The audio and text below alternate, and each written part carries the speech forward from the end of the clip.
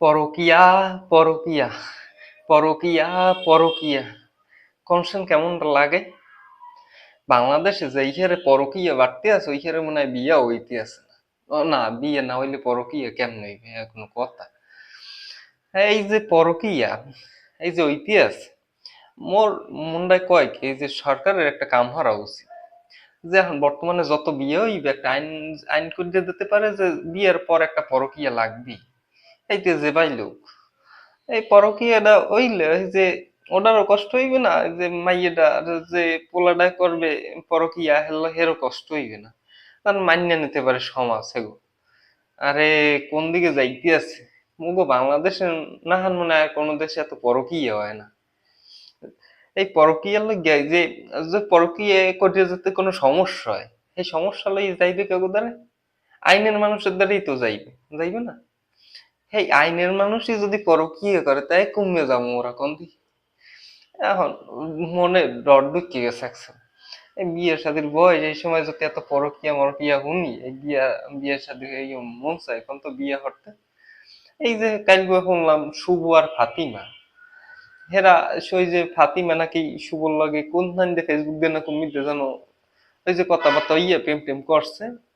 এই এরপর বাপা হইয়া জানতে পারি যে মনে হয় মাইয়ের বিয়ে দিয়ে দিয়েছে। মাইয়ের বাচ্চা হয়েছে পর হ্যাঁ পরো তুই পরো কি করো এখন কথা হ্যাঁ আবার একজন আইনের মানুষের লগে।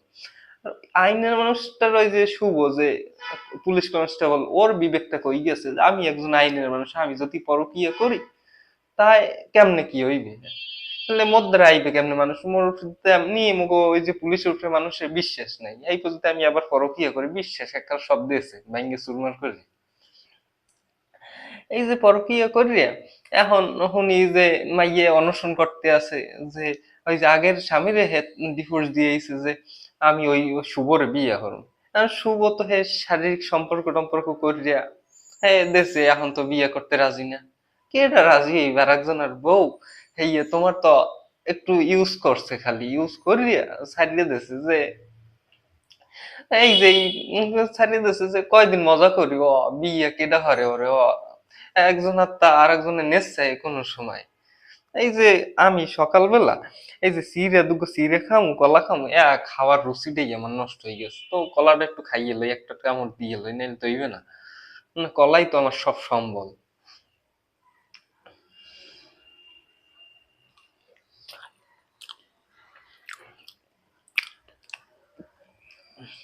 টপিক ওইটা না, টপিক কোন ছিল ওই পরকীয়া।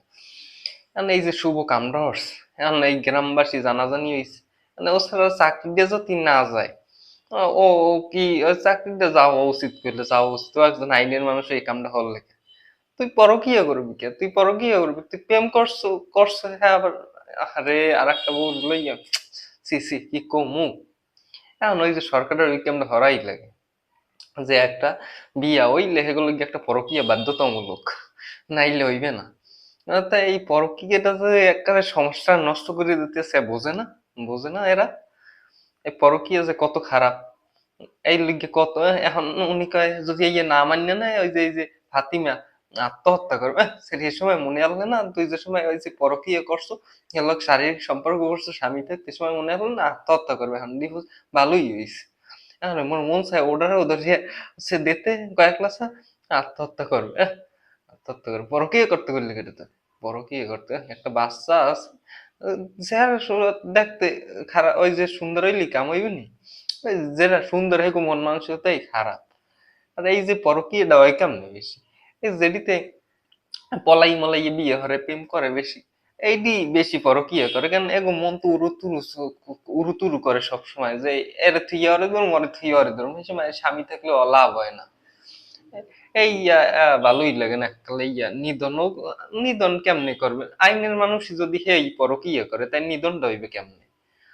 যাই হোক, আর সরকারের একটু ভালো ব্যবস্থা হয় যে আছে না কেরা যেন র্যাপ ট্যাপ হেগো দিয়ে একটু সায়স্তা মায়স্তা করলে ঠিক হইব, ওই যে শুভর একটু গণহারে দোলাই দিতে হইবে, তাইলে ঠিক হইয়া যাইবে সবকিছু।